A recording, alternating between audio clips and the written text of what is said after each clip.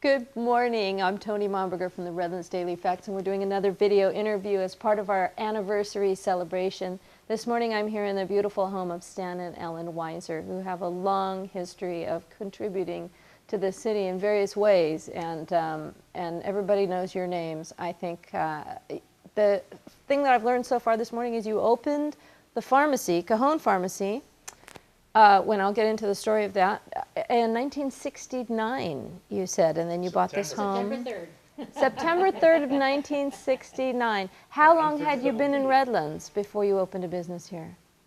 We moved here in 1972. We actually had a home in Rialto in 1969. I taught school in Grand Terrace, so we would make our way over this way. I would come over after teaching school in Grand Terrace at Terrace View Elementary. I'd come over and work at the pharmacy. But we weren't able to move here until 1972, and that we moved into this house. Wow. Now, had you owned a business before, or had you... Yeah, it was quite an adventure. And why a pharmacy? Well, I'm a pharmacist. Okay. I went to pharmacy school at the University of Connecticut. And when I graduated from pharmacy school, I immediately came to California. And I was able to get licensed in California, which for me was no easy task, but achievable, much to the surprise of many. But, And he still has his grades from college in our safe deposit box, just in case anybody should ever ask, did he actually graduate? Anyway, so I came to California immediately, took the exam, passed it. I had lined up a job in San Bernardino. I was raised in New Haven, Connecticut. I had a job in San Bernardino and began working as a pharmacist in San Bernardino in '63. When he graduated. Wow. Yeah. And so I worked there for a while, kind of got a feel for the area. And you know, like any profession, it takes a while to get a feel for the profession, for the practical aspects of a profession. I love being a community pharmacist. For me, being in a hospital it's a great part of the profession, but it wasn't for me. I'm a people person. I need interaction with people. I need to be able to have customers, or they're called patients, but I need to I need to be able to interact with the people that that come in as customers into our. All right, you're getting right to the meat of this now already. This pharmacy that you established had a reputation in town as exactly what you're talking about. Is this something that you showed up knowing that you were going to focus on, that this was going to be a community pharmacy where you knew people's names and you knew their dogs and their kids' soccer scores and their prescriptions? And this is something that I actually lived. When I was a kid, there was a limited amount of income in the household, and the first line of defense medically, or the first line of access, was the pharmacy. And it was an old corner drugstore in New Haven, Connecticut called Highland Lynch. And if I was ill, I'm an only child, that's the first place my mother would take me. Mm-hmm. And if either of the two pharmacists there couldn't cure me, I knew I was sick because I had to go to the doctor. But they would do things you would never think of doing today, and probably they shouldn't have done then. I remember once I'd gotten stuff in my eye, and they actually took a Q-tip and rolled my eyelid back and washed out it was behind a counter, behind a prescription counter. They take slivers out. I mean, they were really they were a clinic. Part of the medical team of the community. So when I decided I was going to be a pharmacist, and actually later in life, when I was 16, I got a job working in a drugstore, a similar type of drugstore, around the corner from where I live, and I was the delivery boy and the soda jerk. And you know, in the old days, I don't know. Yeah. They used to have a counter in a pharmacy like Wynn's Drugs. Well, I was just about to say, Wynn's had one. Yeah. Well, this was a 6-seat counter, 6-stool counter, if you will. And so I got a job making sodas and sundaes and scooping ice cream Still makes a great for soda. cones. Yeah, thank you. Oh, I'll be here after work. And then, when I wasn't doing that, I was delivering prescriptions on a bike. In the snow. Oh my gosh. Always uphill. Never got to come back down. But anyhow, so that's how I began. And I decided when I was working in this pharmacy as a soda jerk that, well, I'd give pharmacy a try. And I remember thinking about it when I was being encouraged by the owners of the pharmacy. How hard could it be? I mean, you observe a pharmacist counting and typing. Yeah. Well, I quickly found out how hard it was to go through pharmacy school. but it was achievable. I mean, many people do it. And so went to the University of Connecticut, living in New Haven, Connecticut, which is a state school, and we got a great education. And if I graduated on a Sunday from the University of Connecticut, Monday I was on a Greyhound bus, Beach Boys singing California Girls, and I was heading for California, had a job lined up, and so it was cool. Wow. Never looked back. Never looked back. And you helped in the pharmacy, Well, even though you were a teacher. right. When we opened our own pharmacy, which was in 1969, this was 1963 when Stan came here. I was a teacher. I taught in Grand Terrace at the Terrace View Elementary. And after, we had no children, we had a dog. We used to worry about leaving the dog too long at home in Rialto. But after school was over, I would head out to the pharmacy where I did the books and helped out whenever I could. And we were open as long as there were customers. There was a pediatrician next door named John Paulus, and you may remember John Paulus. He was the town pediatrician, and he worked hard. And if it was flu season or whatever the case, if he was there till 9 o'clock at night seeing patients, we were there so that we could fill his prescriptions. Wow. And so we did that for many, many years. I left teaching in 77 or 78. Okay, and how long did you run that pharmacy? We opened it in '69, and we sold what it became, which was more than that pharmacy, in '99. Tell me what it became. Well, the company grew from the Cajon Pharmacy at 232 Cajon Street to 30 locations, from the high desert all the way down to San Ysidro. We had a pharmacy in San Ysidro, one in National City. We had 8 in Orange County. We bought Yeah. the Talbot pharmacies there. We had 8 there. And were you making these like the Cajon Pharmacy? Were you teaching people to get to know their neighborhood and the people in it? That was my recipe for success, if you will. Yeah. And that was my philosophy. And when that's his personality. And your legacy in Redlands, Thank you, really. thank you. But yes, if somebody was going to come to work for me, people skills were critical. And this was, you know, before there were 24-hour pharmacies and before there was access to so much medical information, that I used to, when I would interview pharmacists in particular, I would refer to 2 different groups of people. Often our pharmacies were next door to pediatric groups, and at the beginning was next door to Dr. Paulus, and there were 3 or 4 pediatricians immediately next door to us, but it was primarily his group. And so the bulk of our patients were either young mothers with infants and children, or elderly people.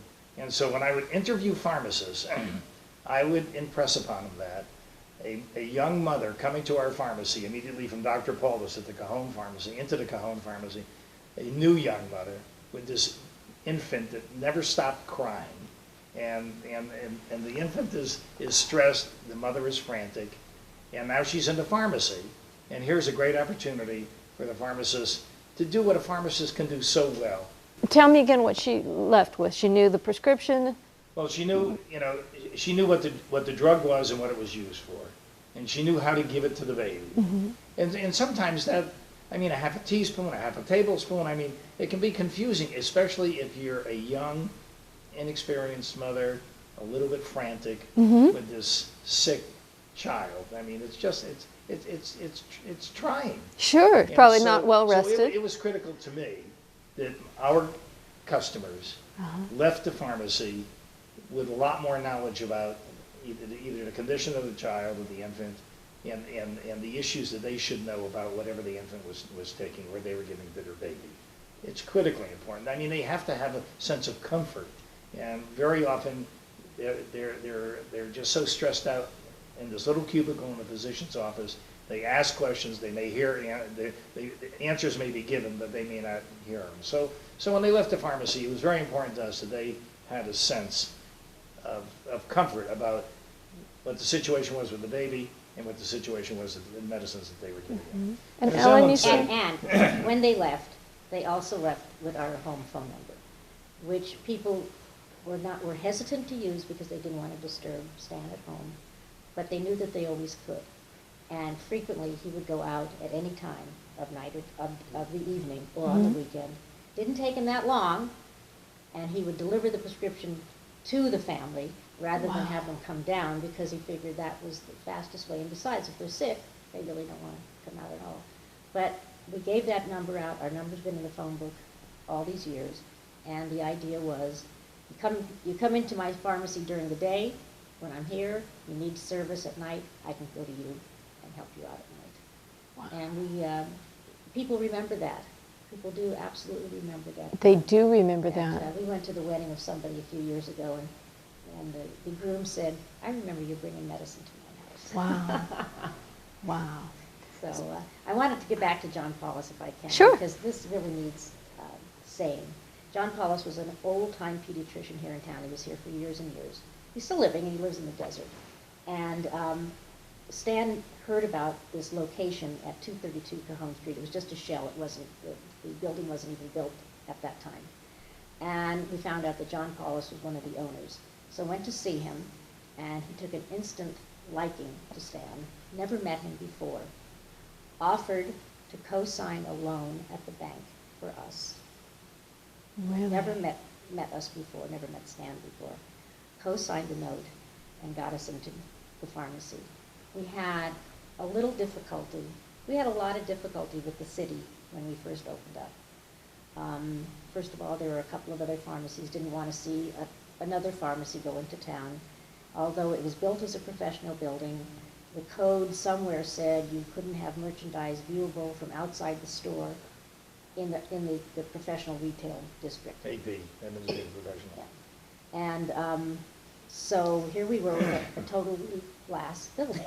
And of course there was going to be merchandise outside the store, viewable outside. Sure. So they wouldn't give us a business license for almost 2 years. We operated without a business license, and made us cover everything up so that it couldn't be seen outside. And we couldn't get a sign. And then we couldn't get a sign because it was just being difficult. You know, there were rules and statutes and ordinances were requirements, but they were pretty onerous in terms of even figuring out what to do. So outside now, there's that little green sign that says Cajon Pharmacy, and that's what we were able to get finally. But we had to go to court for that, to get a sign and to get a business license. And we had nothing, money-wise. I was a teacher. I think I made $5,000 a year. And the first year in business, we took out $700. So we made $5,700 that year. Oh my gosh. But John Paulus paid for the attorney, paid for everything. And that's the beginning of our story. But let me be quick to say that the community embraced us and supported us and really gave us the moral support, if you will, to keep us going. Emotionally. Yeah. But it never occurred to me that Stan would fail. Not ever. Wow. And the University of Redlands and TRW, the people that worked at those two places, would read about us frequently. I actually have a scrapbook about it, frequently in the paper, and we were the underdogs, and so they came out in full force and supported us, and the university still does. Still used to use that pharmacy for many, many, many years. We had trouble, and we overcame it, and it was because of all the encouragement we got from this community. Okay. We are always very, very grateful for that. That's a good segue for me to jump all the way to the end, which is I'm not chronological anymore, but the pharmacy got closed last year, and I was new at the facts at the time. I think I called. And I couldn't believe what I was seeing in terms of the community support, the community outrage, the community wanting to link arms and fight for the survival of this business. And this is how it's really it was moving, and they meant it, and they were willing to do whatever they needed to because of all the things we've been talking about. Because all the things I know about your business, I know because people came in and said, I had such comfort and confidence in my care because I walked in and they knew what drugs I was already taking. They knew what was going on in my family. They knew what was in my house, and I felt that I was going to get the right care. And they knew my name. They knew what I In fact, liked. You had asked Stan about the other pharmacists that followed, particularly at that Cajon pharmacy, because that was, that was the first, and it's like our baby. The pharmacist that ended up there, Bill Garrett. Bill Garrett, and Rosie Mendieta, who was with us from the third year we were open, was still there, and a gal named Julie Hartman. All three of those were sent over to work at the CVS at Tri-City when CVS took over the pharmacy. And when I go there now, which is where I go, because of those three people that worked for us for all those years, one for well over 30 years, I see all the customers that used to go to Cajon following right over there because of the personal service that those three people gave them all these years, and because it's their nature and because of their training, they still do that. Because that's the Weisser legacy, that you'd get trained and this is the way you behave. Yeah. I went through all that, not because I should be the one telling the story here, but because I want to know from your perspective, sitting here, watching all of this unfold, what did you go through? What Broke my heart. Yeah. Broke my heart. did they call you in advance and say, this is what's going to happen, this is what's going No, on? It was vacant for almost. There was a progression of owners, actually, and we first sold the pharmacy to a physician who had decided to retire from the physician business, and he had had ownership in medical groups as well as hospitals, but he wanted to kind of stay in the business, and so he looked at our group of pharmacies as being an opportunity to stay in the business, and we were thinking about getting out of the business because all of medicine is changing so much. However, it was a little premature, but he was anxious to get into the business, anxious to be in the pharmacy business. So we sold the company to him. That was 1999. Yeah. And then after a while, his interests went in other directions, and so he sold the company to Long's. And Long's ran it for a while, and then Long's became part of yet one larger pharmacy chain, CVS. The issue with pharmacies such as the Cajon Pharmacy, and we also own the pharmacy in the Beaver Clinic, which is a similar type of pharmacy and still running. We also have the pharmacy at 245, this is in Redlands, 245 Terracina, which is the building now owned by the hospital, which is where that Landeras painting was, that is now at the hospital. And we also had a pharmacy downtown on Citrus, which is just a couple of doors from where Bill McCalman used to have his office and David Moppin does now. And that pharmacy was called Citrus Pharmacy. And that was a much different than what we normally, what our pharmacies normally were. That was what is called a closed pharmacy. Closed pharmacy, it only did business with convalescent homes, board and care homes, and we had a huge... Two correctional facilities. Two contracts, one with the San Bernardino County, one with Riverside County for their correctional facilities. So you couldn't walk in off the street with your slip? Nobody came into those. Everything went out Yeah, in in a a paper bag. bag and was delivered to the facilities. But that's what we did as far as Redlands was concerned. We also had a big pharmacy at the FMO building in Loma Linda. Yeah, When we opened that in 1979, there were 180 doctors in that building, so that was a real departure for our model. And then shortly thereafter, we bought the Riverside Medical Center, we bought that big pharmacy, which also had a whole host of doctors to draw from. So we had those in the area. Those were our first 5 in the area. This model was different than the model most of the chains like. And so, for the most part, as the leases would come to their expiration, and whether they had a renewal or not, they either decided to divest of the pharmacies, which they did with some, or just didn't renew the lease. And Cajon Pharmacy is a perfect example of that.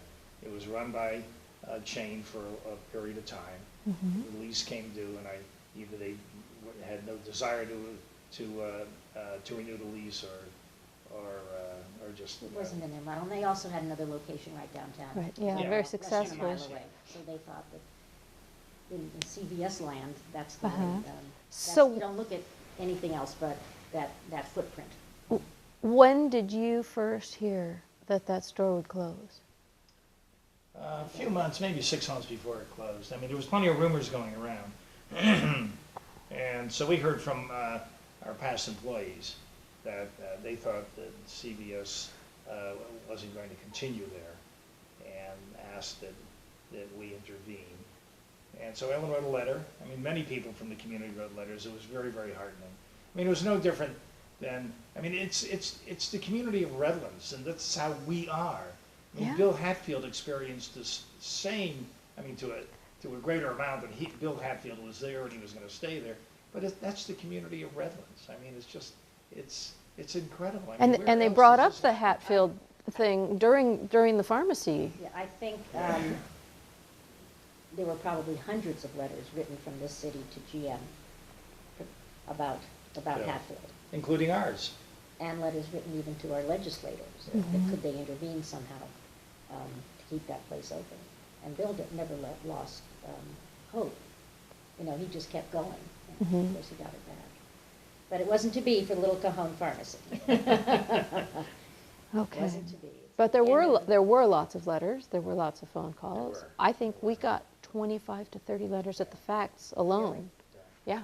And there were a lot of letters that went to the corporate offices of CVS. And they responded to me. Most Yeah. of them, they just sent a little thank you for your interest, but because they knew who I was, and that was our baby. They wrote a very, very nice letter back, but it wasn't to be. That was it. I want to broaden out now into some of the other community involvement. Obviously, there's been a lot, and probably a lot more than I know about and will think to ask. So I'll need you to help me out with this.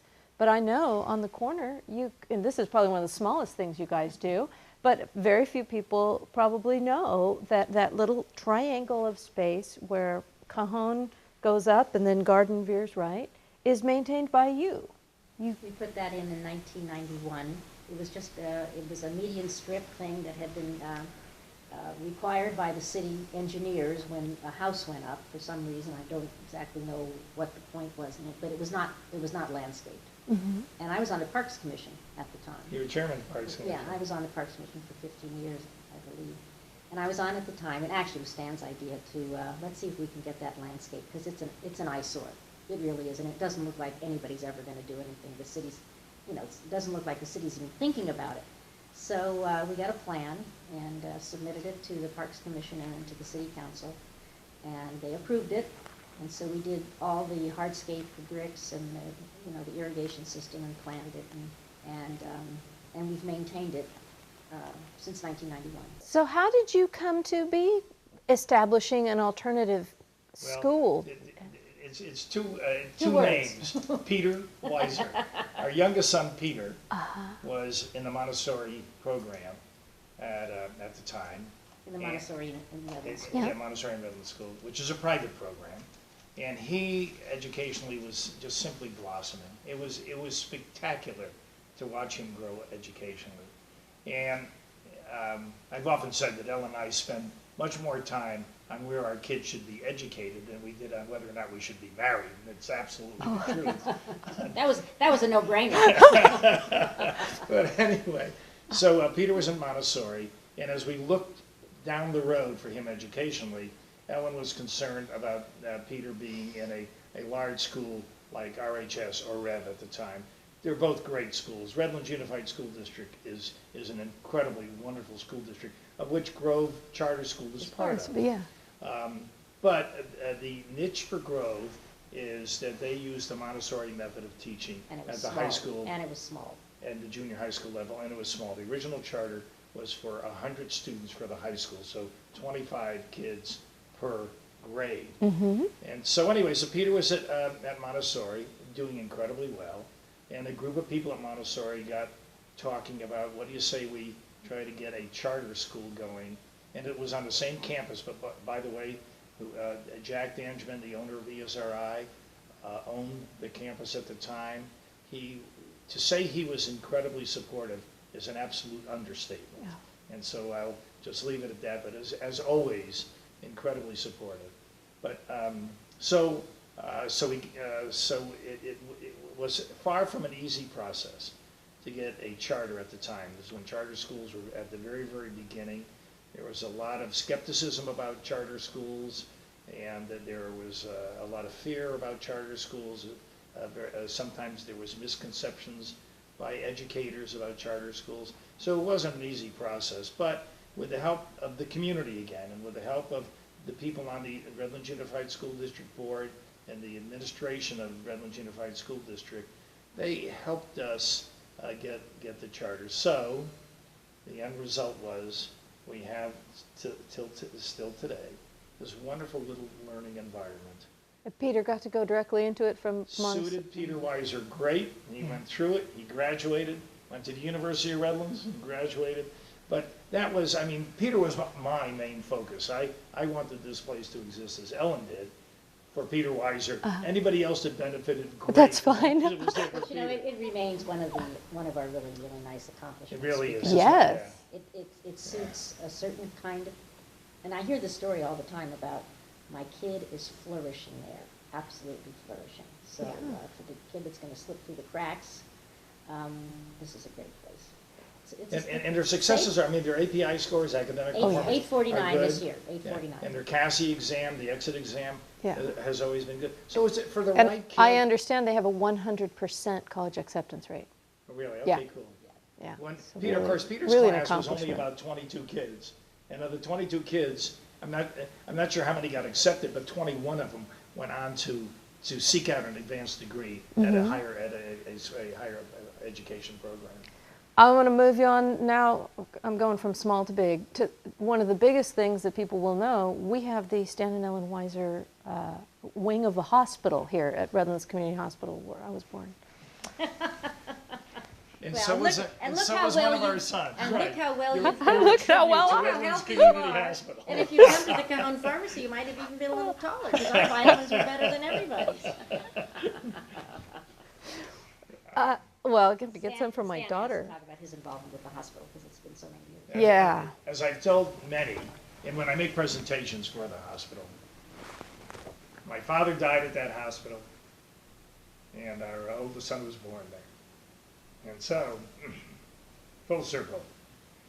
And, here I am working as a pharmacist in the community, and I always looked at Redlands Community Hospital as just being a great asset to this community. It's a wonderful resource for the general needs of the community as far as their health is concerned. And we don't have a big heart program, and I mean, there's no real specialty, although we have the spine and joint program that is being very, very successful.